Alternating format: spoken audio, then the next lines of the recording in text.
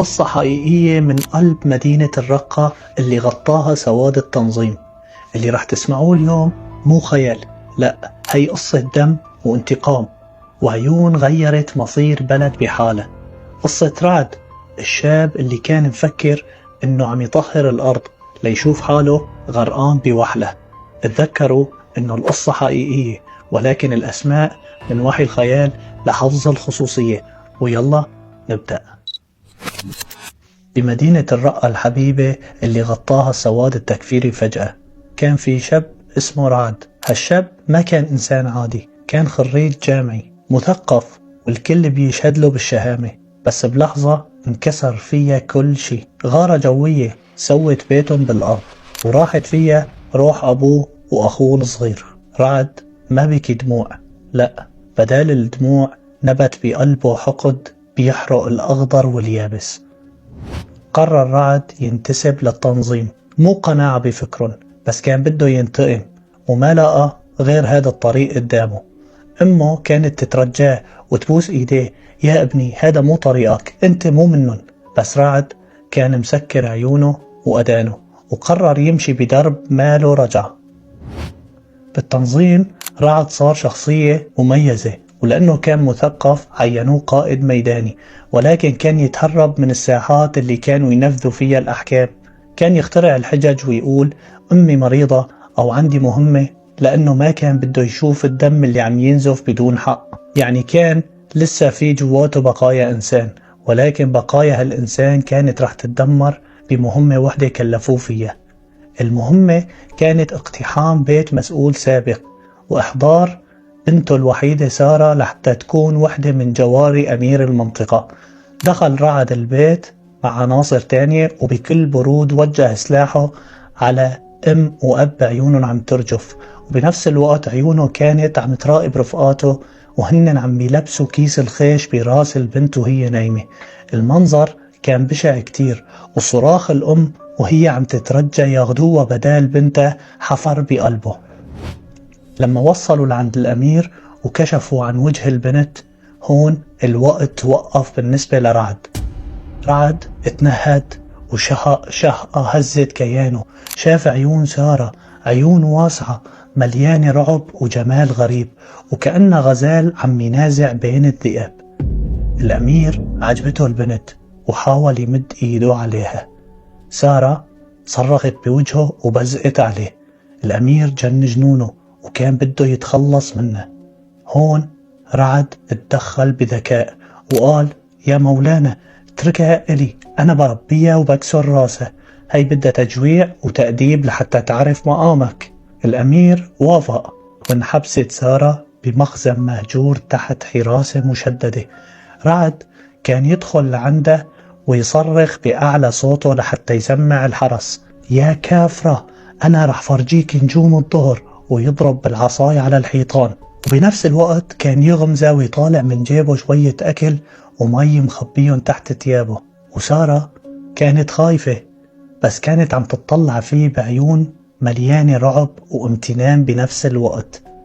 وسألته بصوت واطي، انت ليش هون؟ انت مالك منهم؟ هالكلمة كانت الرصاصة اللي صابت ضمير رعد. بعد أسبوع رعد عرف من رفيقه أبو عدي إنه الأمير قرر يهدي سارة لأمير تاني كان بده يزوره، والأبشع إنه طالع قرار بتصفية عائلة سارة بفجر يوم الجمعة لحتى ما يتم عندها محل ترجع له. هون حس رعد إنه الروح رح تروح منه وقرر ينفذ خطة المستحيل. راح لعند أمه وصار يبكي بحضنها واعترف له بذنبه إنه ما كان لازم ينضم للتنظيم، وقرر إنه يهربوا سارة وأهلها. أمه راحت بالسر لعند أهل سارة، خبرتهم يجهزوا حالهم الخميس نص الليل ويتركوا الصوبيا شغالة وعليها أكل لحتى يبين البيت كأنه لسه فيه ناس. ورعد راح لعند الأمير وقال له مولاي، سمعت إنه بدك تهدي البنت اللي بالمخزن لأمير المنطقة الثانية.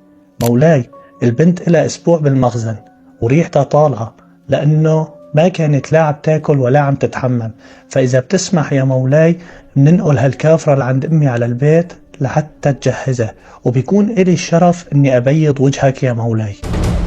الأمير أبدأ إعجابه بالفكرة ووافق. رعد بهالأثناء اتفق مع ابن عمه باسل الشهم اللي كان رافض انضمام رعد للتنظيم إنه ياخد أمه وسارة ويهربهم للحدود التركية. يوم الجمعة الفجر طلع رعد مع أبو عدي وعنصر تاني اسمه سامر لحتى ينفذوا المهمة ببيت سارة. دخلوا البيت لاقوه فاضي بس الصوبيا دافية. رعد مثل إنه الجماعة هربوا من شوي وقال لهم الصوبيا لسه حامية، هدول طلعوا من شوي، تعوا نروح نلحقهم لحتى ننفذ مهمتنا. وهن بالسيارة كان رعد حاسب حسابه إنه يخدرهم بالمي اللي معه لأنه الطريق كان طويل وهن ما كان معهم مي وأكيد رح يعطشوا بالطريق ويشربوا. بس فجأة أبو عدي استلم رسالة لاسلكية صاعقة، أمه لرعد وسارة وباسل مختفيين. رعد خاين. بلحظة انسحب السلاح على راس رعد. أبو عدي صرخ صف السيارة يا خاين. رعد ببرودة أعصاب دعس فرامل فجأة وسحب سلاح وأطلق النار. رعد قدر إنه يقتل أبو عدي ويصيب سامر، بس هو عم يحاول يهرب سامر المصاب أطلق رصاصة غدر سكنت بظهر رعد. رعد وهو عم يلفظ أنفاسه الأخيرة طلع تليفونه واتصل بابن عمه باسل، بس بوقتها ما رد فبعت له رسالة صوتية وكان صوته عم يقطع. باسل: أمي وسارة أمانة برقبتك، خبر أمي تسامحني وادعولي الله يغفر لي. مات رعد والروح عاشت. وباسل وفى بوعده وهربهم لتركيا ومن بعدها لألمانيا.